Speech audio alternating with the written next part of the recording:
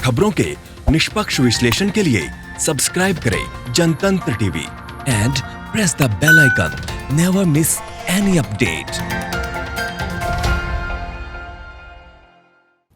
नमस्कार, आप देख रहे हैं हमारी खास पेशकश भाग्य चक्र। मैं हूं आपके साथ रोमिता तिवारी। मान्यता है कि पितृपक्ष में 16 दिनों की अवधि के दौरान सभी पूर्वज अपने परिजनों को आशीर्वाद देने के लिए पृथ्वी पर आते हैं और उन्हें प्रसन्न करने के लिए इस दौरान तर्पण, श्राद्ध और पिंडदान किया जाता है। श्राद्ध करने से पितरों की तृप्ति के लिए भोजन कराया जाता है, जिससे उनको शांति मिलती है और वो आशीर्वाद भी देते हैं। पितरों के आशीर्वाद से घर में सुख शांति के अलावा आर्थिक समृद्धि भी आती है। तो ऐसे में आप किस तरीके से पितरों के लिए भोजन तैयार करें, पूजा का क्या विधि विधान है, जानवरों को भोजन देते वक्त आपको किन बातों का ध्यान रखना है, साथ ही जल तर्पण का क्या कुछ महत्व है, इसके पीछे की क्या पौराणिक कथा है, इसके बारे में आज हम जानेंगे। साथ ही आपको बताएंगे आपकी राशियों का हाल। तो अगले आधे घंटे हमारे साथ भाग्य चक्र में बने रहिए। हमारे साथ स्टूडियो में मौजूद हैं आचार्य प्रमोद मिश्रा जी। आचार्य जी, बहुत स्वागत है आपका कार्यक्रम। जय मां कात्यायनी। तो चलिए आज की चर्चा को शुरू करेंगे, लेकिन उससे पहले आज का पंचांग क्या कहता है ये जान लेते हैं। आज का पंचांग क्या कहता है इस भी जानेंगे। उससे पहले प्रभु श्री राम का ध्यान करते हैं, जिन नाम मंत्रों का प्रभाव ऐसा है कि राम रक्षा स्तोत्र के माध्यम से विष्णु सहस्त्र नाम यानी 1008 नाम का महत्व होता है। मंत्र है, ध्यान है भगवान का, राम रामेति रामेति रमे रामे मनोरमे सहस्त्र नाम तत्तुल्यम राम नाम वरानने। इस मंत्र का ध्यान, इस मंत्र का श्लोक, इस मंत्र का बंधन भगवान के 1000 नामों का प्रभाव देता है। यहाँ पर आपको बताना चाहूँगा आज के पंचांग के साथ साथ आज की पूरी जानकारी। आज सप्तमी का श्राद्ध है और साथ साथ सर्वासिद्धि योग पूरा दिन और पूरी रात रहने वाला है। रवि योग है सुबह 6:03 से लेकर के 11:16 तक। आज भद्रा का भी है प्रादुर्भाव है, जो सुबह 6:03 से और 11:07 तक का इसका प्रभाव है। आपको जरूर जानना चाहिए आज कि श्राद्ध पक्ष में कौओं को भोजन जरूर कराया जाता है। अगर इसमें अलग अलग प्रक्रिया होती हैं, अगर कौआ पूरब से आए, पश्चिम से आए, उत्तर से आए, दक्षिण से आए या घर के छत पर बैठे तो उसका अलग अलग प्रभाव होता है। पितरों को प्रसन्न करने के लिए, शनिदेव को प्रसन्न करने के लिए कौओं को भोजन जरूर कराया जाता है। या कहते हैं कि अगर मेहमान रूप से कौआ बन करके आता है और छत पर बैठता है तो उसका शुभ फल माना जाता है और कोई न कोई शुभ शकुन भी घर में होते हैं। अगर पश्चिम से बन के आए तो भी उत्तम माना जाता है, दक्षिण से आए तो शुभ समाचार माना जाता है और पूरब से आए तो भी बहुत अच्छा माना जाता है। कौए को भोजन कराने से शत्रु की निष्ठा भी होती है, सारी चीज़ें ठीक होती हैं। आज का पंचांग कहता है कि आज संवत 2077 साके 1942 आश्विन कृष्ण सप्तमी जो कि रात में 2:05 तक रहने वाली, इसके बाद अष्टमी प्रारंभ हो जाएगी। नक्षत्र कृतिका है जो सुबह 11:16 तक रहेगा। इसके बाद रोहिणी नक्षत्र प्रारंभ हो जाएगा। हर्षण योग है शाम को 6:18 तक। इसके बाद वज्र योग प्रारंभ होगा और करण विष्टि है दोपहर में 1:07 तक। इसके बाद बव करण प्रारंभ हो जाएगा। चंद्र देवता वृष राशि में विराजमान रहेंगे। भगवान सूर्य सिंह राशि में 25 अंश पर अभी चल रहे हैं। भगवान सूर्य का आज का सूर्योदय सुबह 6:03 तक का, आज का सूर्यास्त शाम को 6:33 का समय है। आज के राहु काल का समय दोपहर में 12:18 से लेकर 1:52 तक का समय है। इसमें विशेष कार्य के लिए वर्जित किया जाता है। आज का विजय मुहूर्त दोपहर में 2:23 से लेकर के 3:13 तक का समय है। अभिजीत मुहूर्त का समय दोपहर में सुबह 8:35 से प्रारंभ होता है और 10:22 तक रहेगा। ये प्रत्येक कार्य को शुभ माना जाता है। आज का दिशाशूल उत्तर की दिशा में यात्रा बिल्कुल न करें, ध्यान दें।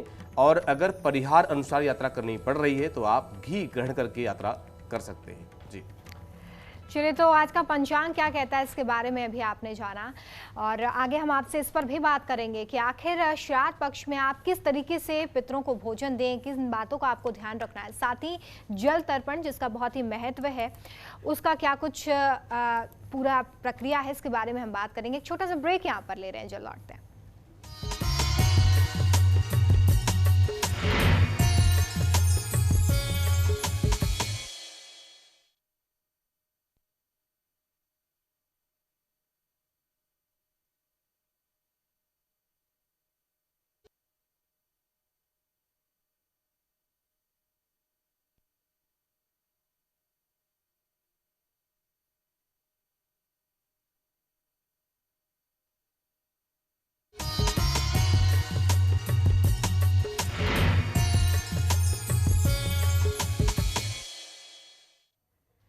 ब्रेक के बाद एक बार फिर से आप सभी का स्वागत है। तो श्राद्ध में पितृ के लिए किस प्रकार का भोजन आपको बनाना है, इसके बारे में आचार्य प्रमोद जी से हम जानेंगे। आचार्य जी, कैसा भोजन बनाएं, किन बातों का हमको ध्यान रखना चाहिए और भोजन बनाते वक्त कौन सी चीजें वर्जित होती हैं जो हमें बिल्कुल नहीं बनानी चाहिए?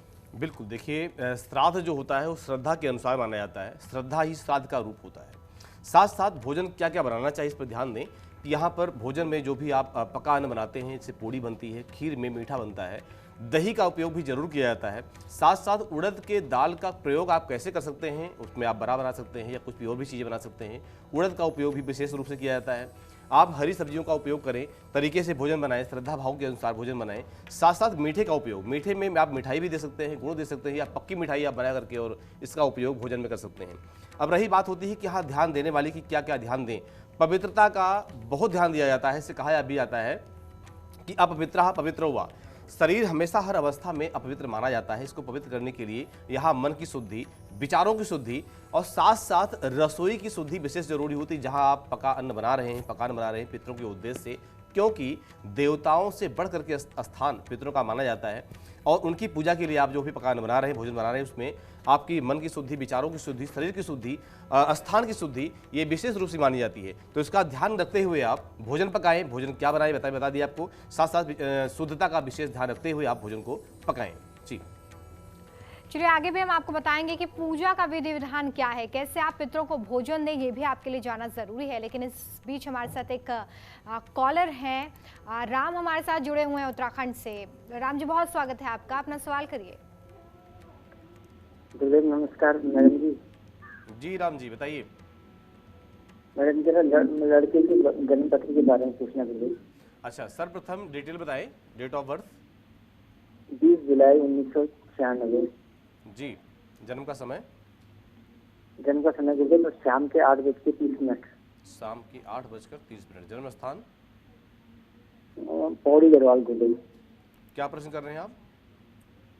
गुरुदेव इसकी जन्म पत्री में देखना कि इसकी नौकरी का योग बन रहा है, जैसे इसका फॉर्म भर है ना, वैसे तो इसका स्वास्थ्य भी जरा गड़बड़ रहता है। जी दूसरे आपको ध्यान देना चाहिए कि सप्तम भाव जो कि नौकरी व्यापार का विशेष रूप से देखा भी जाता है। सप्तम भाव में सूर्य बुध का योग है, योग बहुत अच्छा है। कर्क राशि में योग बन रहा है। साथ साथ आपके छठे भाव में मंगल देव चल रहे हैं और गोचर में मंगल देव की स्थिति मेष राशि में चतुर्थ भाव है। तो स्वास्थ्य आराम हो जाएगा, थोड़ा सा उपाय भी करना चाहिए आपको। इस बच्चे के उद्देश्य से बजरंग बाण का पाठ आप हर मंगलवार को कम से कम 5 पाठ करवाइए और धूप का प्रयोग भी हनुमान जी के सामने कीजिए। धूप दे और जपे हमेशा, ताके तन नहीं रहे कलेश, ऐसा कहा जाता है। तो इसलिए आप इस उपाय के माध्यम से आप करें। बाकी जो आपका प्रश्न है नौकरी के माध्यम से, तो नौकरी का योग है, अच्छा योग है। वर्तमान में समय थोड़ा ठीक नहीं है और लगभग जून 2021 तक का समय ठीक है। इसके बाद समय विपरीत का समय खत्म हो जाएगा, सही समय आएगा और उपाय भी करें तो जल्दी लाभ आपको मिलेगा। जी चलिए, तो अब बात राशियों की कर लेते हैं। आज का दिन आपका कैसा रहने वाला है, कौन सी सावधानियां आपको रखनी है, साथ ही आपके लिए शुभ रंग और भाग्यांक क्या है, इसके बारे में जानेंगे। शुरुआत मेष राशि से। बिल्कुल, मेष राशि का जो प्रभाव है वो कहता है कि आपका समय बहुत ही उत्तम रहने वाला है और जल्द ही परिवर्तन भी आपके जीवन में आएंगे, जिससे आपका मन कुछ दुविधा युक्त भी रह सकता है। कार्य सिद्धि होने से आत्मविश्वास में आपकी वृद्धि होगी। शुभ रंग संतरी, भाग्यांक 5। उपाय के रूप में मंगल भवन अमंगलहारी द्रवहु सुदशरथ अजिर बिहारी। इस चौपाई का कम से कम 11 बार जप करके घर से निकलें। क्या न करें, प्राकृतिक संपदा को नुकसान आपको नहीं पहुंचाना चाहिए। बात करते हैं अगली राशि की, वृष राशि। वृष राशि कहती है कि आपको काम में किसी अनुभवी की राय लेना बहुत जरूरी होता है। कारोबार में महत्वपूर्ण सौदे आपके पक्ष में होने की पूरी संभावना है। शुभ रंग भूरा, भाग्यांक 2। उपाय के रूप में पितरों के उद्देश्य से मंदिर में कुछ खाने वाली वस्तुओं को दान करें और पितरों को नमन करके दिन की शुरुआत करें। क्या ना करें, किसी के द्वारा दी हुई मीठी वस्तु का उपयोग आपको नहीं करना चाहिए। बात करते हैं अगली राशि की, मिथुन राशि। मिथुन राशि कहती है कि आज लोग आपसे अपने मन की बात कहने में कुछ ज्यादा उत्सुक रहेंगे। आमदनी में बढ़ोतरी की दिशा में आपके प्रयास सफल होंगे और आपके मान सम्मान में बढ़ोतरी मिलेगी। शुभ रंग हल्का हरा, भाग्यांक 8। उपाय के रूप में घर के पश्चिम उत्तर कोण में सफाई करके और तिल का दीपक जलाएं। क्या ना करें, फ्री में किसी से सहयोग आपको नहीं लेना चाहिए। बात करते हैं अगली राशि की, कर्क राशि। कन्या राशि कहती है कि अपनी चुनौतियों को अपने लगन से संभाले रखना आपके लिए बहुत ही जरूरी है। सेहत में कुछ उतार चढ़ाव भी आ सकता है। शुभ रंग गुलाबी। भाग्यांक 1। उपाय के रूप में घर के मंदिर में नारियल एवं छुहारे का भोग लगाएं और दिन की शुरुआत करें। क्या ना करें, रात का भोजन आपको नहीं करना चाहिए, यानी रात होने से पहले ही भोजन कर लें, अच्छा रहेगा। बात करते हैं अगली राशि की, सिंह राशि। सिंह राशि कहती है कि दाम्पत्य जीवन के लिए दिन अनुकूल रहेगा और घर परिवार का सहयोग भी मिलेगा। प्रेमी सावधान रहें, आपके प्रेम प्रस्ताव असफल भी हो सकते हैं। शुभ रंग श्याम। भाग्यांक 3। उपाय के रूप में गंध युक्त जल से भगवान सूर्य को अर्घ देना बिल्कुल न भूलें। क्या ना करें, गणेश जी को तुलसी न चढ़ाएं। बात करते हैं अगली राशि की, कन्या राशि। कन्या राशि कहती है कि आज आपका काम समय से पूरा नहीं हो पाएगा। खाने पीने में आपको ध्यान रखना चाहिए। कार्यस्थल पर वर्चस्व में वृद्धि होगी। शुभ रंग क्रीम। भाग्यांक 9। उपाय के रूप में मां सरस्वती को सफेद मिष्ठान का भोग लगा करके दिन की शुरुआत करें। क्या ना करें, आज चिकनाई यानी आयली चीजें का उपयोग आपको नहीं करना चाहिए। जी, हमारे साथ एक कॉलर हैं, वो जुड़ गए हैं असम से। हमारे साथ काजल जुड़ी हुई हैं। काजल जी, बहुत स्वागत है आपका भाग्य चक्र में। अपना सवाल करिए। हेलो, जी काजल जी बताइए बेटा। मेरा डेट ऑफ बर्थ है 2 जनवरी जी, 2007। 2007। हाँ, जी, जन्म का समय बेटा। और 2007 और 12 बजे संडे को। 12 बजे जन्म हुआ है। क्या प्रश्न करना चाहते हैं बेटा, और जन्म स्थान आपका कहाँ है? अभी में जन्म स्थान कहाँ है? बिहार में। बिहार में डिस्ट्रिक्ट छपरा। हाँ, तो क्या प्रश्न कर रहे हैं बेटा? मतलब इस बार का मेरा ना वो जो महीना है ना जी, चलिए, शायद चलिए, हमारे आवाज तक इनकी सही नहीं आ रही है। आवाज ठीक ढंग से नहीं पहुंच पा रही है। कई बार आप अपनी टीवी का वॉल्यूम बहुत तेज कर लेते हैं, जिस वजह से हम तक आपकी आवाज़ नहीं पहुंच पाती है। तो जब भी आप फ़ोन करें तो ये ज़रूर ध्यान रखें कि वॉल्यूम को थोड़ा सा कम कर लें। अब कुछ और सवालों की तरफ हम रुख कर रहे हैं, क्योंकि जल तर्पण बहुत ही ज़्यादा महत्वपूर्ण माना जाता है श्राद्ध में आचार्य जी। तो जल तर्पण का क्या कुछ महत्व है, इसके पीछे क्या पौराणिक कथा है, इसके बारे में बताएं। देखिए, इससे कुछ पौराणिक कथाएं जो कहती हैं, महाभारत के युद्ध में जब दुर्योधन जो है प्राणांत उसका हो रहा था, उस समय और अश्वत्थामा मिलने जाता है, तो उस समय अश्वत्थामा कहता है कि मित्र मैं आपके लिए क्या कर सकता हूँ, इस तरह कहता है। तो दुर्योधन यही कहता है कि मित्र मुझ में सारे भाई समाप्त हो गए, सब पूरा वंश खत्म हो गया, लेकिन पांडवों में से किसी एक की भी क्षति नहीं हुई, नुकसान नहीं हुआ, क्या कर सकता हूँ। तो यहाँ पर दुर्योधन ही कहता है कि कम से कम किसी एक को अगर मृत्यु हो जाती तो कम से कम मुझे चैन मिलता। इससे अश्वत्थामा का भी प्रयास करता है और पांडवों की जगह पांडवों के 5 पुत्रों को वध कर देता है। यहाँ पर जब उनके पुत्रों का वध कर देता है, अश्वत्थामा जाकर के दुर्योधन से मिला और कहता है कि दुर्योधन ये देखो, मैंने 5 एक नहीं 5 पांडवों का हमने वध कर दिया है। जब ध्यान से दुर्योधन ने देखा तो दुर्योधन यही कहता है कि अश्वत्थामा तुमने क्या किया, मुझे पानी देने वाला भी किसी को नहीं छोड़ा, मेरे कुल परंपरा में वंश में कौन पानी देगा मुझे। ये सब पानी देने की परंपरा यानी ये पुरानी रही है। साथ साथ रावण की उसमें कहते हैं कि 1 लख पुत्र 1.25 लाख नाती, ता रावण घर दिया न बाती, यानी उस रावण में आगे कोई पूजा करने वाला, कोई प्रतिष्ठा करने वाला, जल देने वाला, तर्पण करने वाला कोई नहीं बचा। ऐसा परंपरा पुरानी कहावतें हैं, रामायण के माध्यम से, महाभारत के माध्यम से, गीता के माध्यम से ऐसी चीज़ें बताई जाती हैं। तो यानी पानी देने की परंपरा जो है, पूर्वज कोई पितृ रूप में न भटके या जिस रूप में जहाँ है वहाँ वो तृप्त हो, इसीलिए जल दिया जाता है। विशेषकर इन 16 दिनों में, पूर्णमासी से लेकर के और अमावस्या तक ये 16 दिन होते हैं। इन 16 दिनों में पितृतर्पण किया जाता है। पितृतर्पण में विशेषता बड़े सावधान होकर के आसन लेकर के कुशा का आसन लिया जाता है और साथ साथ दक्षिण दिशा की तरफ मुंह करके, क्योंकि दक्षिण दिशा यम की होती है, काल की होती है, पितरों की मानी जाती है। और ये 16 दिन जो है पितरों के दिन विशेष रूप से माने जाते हैं। ऐसा मानना है कि पितृगण अपने परिवार में, अपने घर में पुनः वापस आते हैं, संसार में विचरण करते हैं, पितृलोक से वापस आते हैं। तो उनके लिए बड़े पात्र में जौ और काला तिल, सफ़ेद फूल, चावल साबुत हो, टुकड़ा ना हो, साथ साथ कच्चे दूध, गाय का दूध, तो बहुत अच्छी बात है। इन सामग्रियों को लेकर के और घर में जो पका हुआ अन्न आपने बनाया है वो भी पितरों के उद्देश्य से उन सबको लेकर के बैठा जाता है। यहाँ पर तर्पण में एक बड़े पात्र में जौ, तिल, चावल सब रख करके और सफ़ेद फूल भी डाल करके, कच्चा दूध डाल करके और अंजलि बनाई जाती है। एक एक पित्र को कम से कम 3-3 अंजलि का जल दिया जाता है। कुशा का बड़ा महत्व होता है। कुशा को जो आपकी अनामिका उंगली होती है, रिंग फिंगर है, उसमें पहना जाता है कुशा को पहन करके, और एक कुशा आपके पितृ तीर्थ में जहां अंगूठा होता है, अंगूठी साइड में लगा करके और जल जब देते हैं तो जल अंगूठे के साइड से ही देते हैं। तो जल का ये महत्व है, तर्पण का महत्व है कि पितरों की तृप्ति होती है, वो कभी अपने आने वाले वंश को परेशान नहीं करते, दुखी नहीं करते, दुखी करते नहीं है। अन्यथा उनको जब प्यास होती है, भूख होती है, तो मांग किससे मांगेंगे? अपने संतान से, अपने परिवार से, अपने पौत्रों से, अपने पुत्र से, उनसे ही मांगते हैं। और मांगने का तरीका यही होता है कि जब तक कुछ कहा नहीं जाएगा, बताया नहीं जाएगा, कुछ सूचना नहीं दी जाएगी, तो उनको जल कैसे मिलेगा। आज की परंपरा ऐसी है, आज की जो जनरेशन है लगभग लोग नहीं करते हैं, या नहीं या करते भी हैं तो बड़े श्रद्धा या भाव या कोई और तरीके से भाई सामग्री उपलब्ध नहीं है, जो भी है मतलब नहीं करना चाहते। तो उनके लिए निवेदन यही कि सभी को पितृ तर्पण करना चाहिए, जल जरूर देना चाहिए। तर्पण के साथ साथ गौ ग्रास निकाला जाता है, स्वान ग्रास यानी कुत्ते को रोटी दी जाती है, और कीड़ों मकोड़ों के लिए दिया जाता है। पीपल के पेड़ के आसपास कोई ऐसी पार्क हो, दीवार हो जहाँ कीड़े मकोड़े ज़्यादा हो, वहाँ पर ग्रास दिया जाता है। और साथ साथ कौओं के लिए भोजन जरूर निकाला जाता है, क्योंकि कार्यक्रम की शुरुआत में ही मैंने बताया कि कौओं का इस समय 16 दिन विशेष रूप से उनके लिए कुछ आहार निकालना चाहिए। तो इस तरीके से तर्पण करते हुए, जल देते हुए ये प्रक्रिया की जाती है। इसके लिए रामायण की, महाभारत की कथाएं आपको मैंने बता दी है। जी चलिए, तो जल तर्पण का क्या महत्व है इसके बारे में आपने जाना, बची हुई राशियों के बारे में भी बात करेंगे, लेकिन उससे पहले एक कॉलर हैं आशीष हमारे साथ मध्य प्रदेश से जुड़े हुए हैं। आशीष जी, बहुत स्वागत है कार्यक्रम में, अपना सवाल करिए। जी, ये पंडित जी, मेरा डेट ऑफ बर्थ है 28/10/1963। जी, जन्म का समय? जन्म का समय 12:15 AM रात में। 12:15 रात में। जी। और जन्म स्थान? रीवा, मध्य प्रदेश। अच्छा, आशीष जी क्या प्रश्न करना चाहते हैं? ये कैरियर के संबंध में सर, और हमारी संपत्ति जो ये पैतृक संपत्ति है ननिहाल की, जी, उसमें अपना क्या लाभ नुकसान?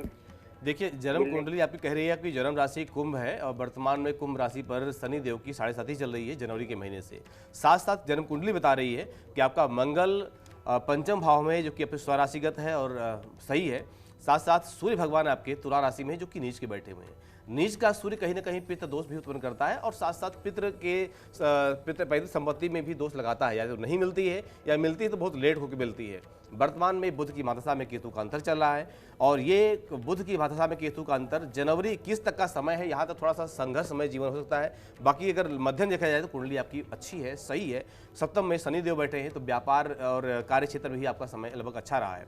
तो भविष्य आपका लगभग 2021 जनवरी 2021 से समय थोड़ा सा मध्यम आएगा, बाकी समय सही चलेगा आपका। जी, चलिए, एक और कॉलर है हमारे साथ, जया बैंगलोर से जुड़ी हुई हैं। जया जी, स्वागत है आपका कार्यक्रम में, सवाल करिए अपना। मैं अपनी बेटी के बारे में पूछना चाहती हूँ। उसका बर्थ डेट, उसका बर्थ डेट है 6/9/1995 और समय है 9:35 सुबह के। हाँ जी जी, क्या मैं उसके करियर के बारे में पूछना चाहती हूँ। जन्म स्थान? बैंगलोर। क्या प्रश्न करना चाहते हैं? करियर के बारे में।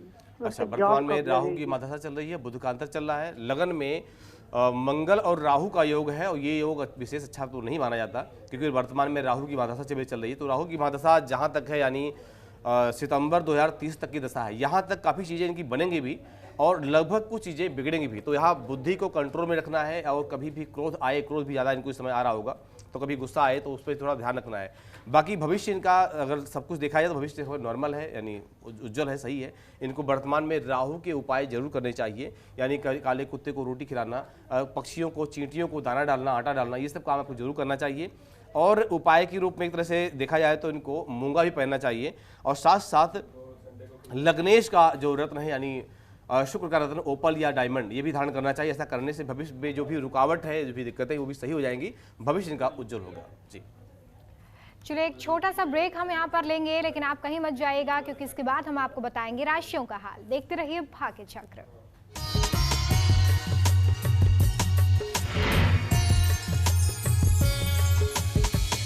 ब्रेक के बाद एक बार फिर से आप सभी का स्वागत है। आप देख रहे हैं भाग्य चक्र, और भाग्य चक्र में आज हम आपको बता रहे हैं कि कैसे इस श्राद्ध में आप पितरों की पूजा कर सकते हैं।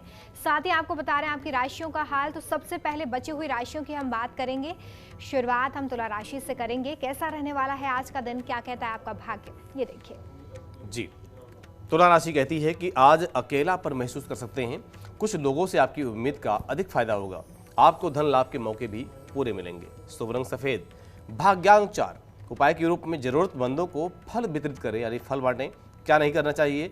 किसी भी कार्य को आपको अधूरा नहीं छोड़ना चाहिए। बात करते हैं अगली राशि की, वृश्चिक राशि। वृश्चिक राशि कहती है कि मेहनत करने वालों को उत्तम परिणामों की प्राप्ति होगी, विवादों से दूर रहना चाहिए, आवास संबंधी समस्या का समाधान आज हो जाएगा। शुभ रंग सिंदूरी, भाग्यांक 6, उपाय के रूप में हनुमान चालीसा का 5 पाठ करके और दिन की शुरुआत करें। क्या ना करें, आज लंबी यात्रा आपको नहीं करनी चाहिए। बात करते हैं अगली राशि की, धनुराशि। धनुराशि कहती है कि आज आपको संतान की ओर से कोई बड़ी खुशखबरी मिल सकती है, किसी भी काम में बड़ों की सलाह लेना आपके लिए बेहतर रहेगा। शुभ रंग आसमानी, भाग्यांक 5, उपाय के रूप में मंदिर में केले का दान करें और दिन की शुरुआत करें। क्या न करें, विवाद को बढ़ावा नहीं देना चाहिए। बात करते हैं हम अगली राशि की, मकर राशि। मकर राशि कहती है कि माता पिता से स्नेह मिलेगा, आज कुछ व्यावसायिक और अनुभवी व्यक्तियों से मिलने से आप आपकी कार्यशैली में सुधार कर पाएंगे। शुभ रंग मेहरून, भाग्यांक 9, उपाय के रूप में भगवान गणेश जी को बूंदी के लड्डू का भोग लगा करके और दिन की शुरुआत करें। क्या न करें, अनायास धन खर्च आपको नहीं करना चाहिए। बात करते हैं अगली राशि की,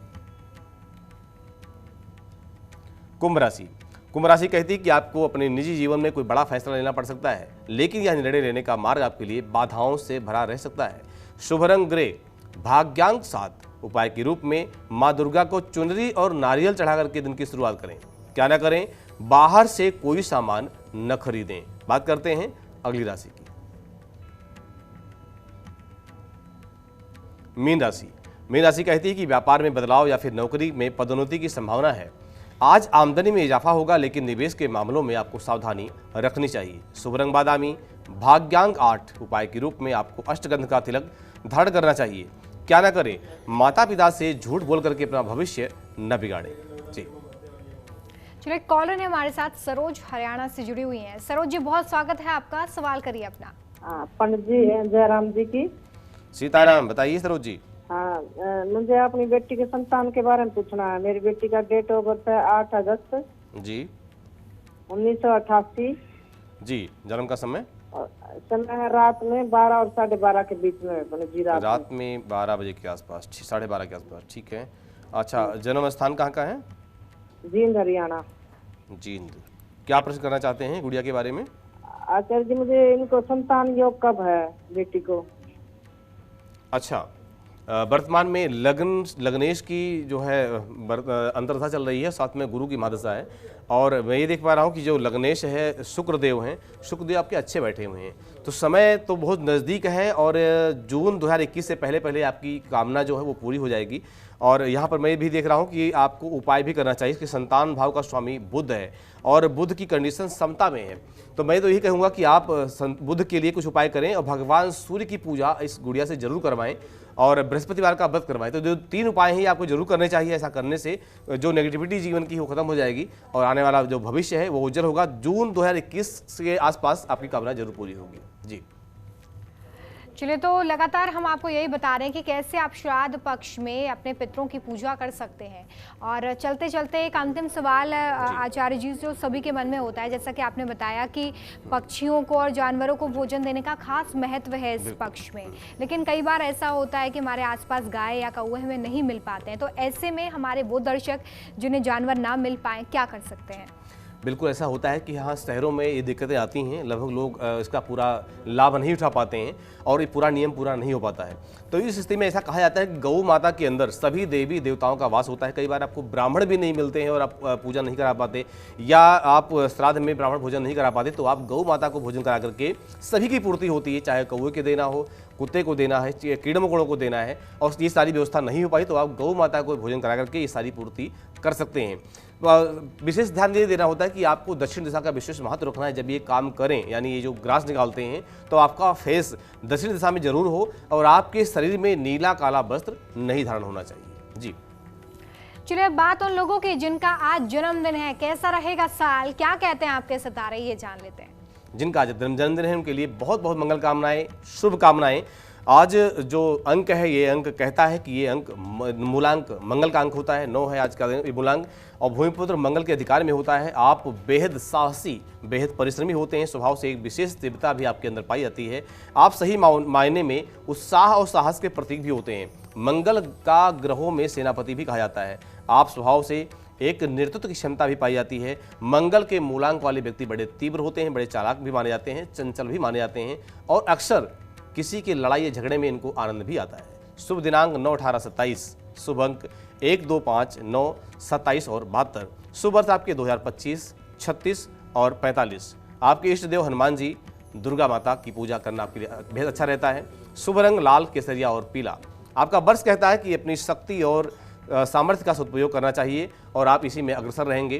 पारिवारिक विवाद भी सुलझेंगे। महत्वपूर्ण कार्य योजनाओं में सफलता भी आपको मिलेगी। अधिकार क्षेत्र में वृद्धि संभव है। नौकरी में आ रही बाधाएं भी अपने आप दूर हो जाएंगी। स्वास्थ्य भी ठीक रहेगा। राजनीतिक व्यक्ति सफलता का स्वाद चख सकते हैं। मित्रों स्वजनों का सहयोग भी मिलने से आपकी प्रसन्नता रहेगी। जी चलिए, तो आज भाग्य चक्र में फिलहाल बस इतना ही। आचार्य जी बहुत शुक्रिया हमारे दर्शकों को इतनी अच्छी जानकारी देने के लिए। जय मां कात्यायनी। खबरों के निष्पक्ष विश्लेषण के लिए सब्सक्राइब करें Jantantra TV and press the bell icon. Never miss any update.